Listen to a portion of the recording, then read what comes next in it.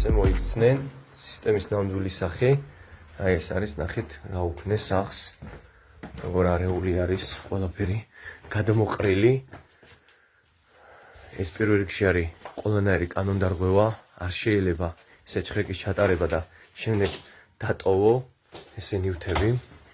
ნახეთ, მთელი სახლი როგორი არეულია, ეს არ არის ჩხრეკა, ეს არის მარადიორობა.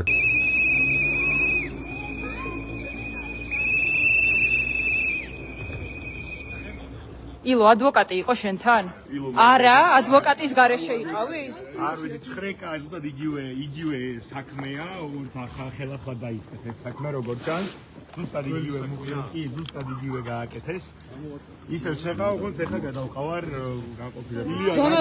ილო ადვოკატის გარეშე მიყავ ხარ? ხო, და ადვოკატს დაუკავშირე. რას უკავშირებ, რაც ხდება. მარიამ, დაურეკე მარიამ ყაულაშვილის რომ ადვოკატი არ ყავს.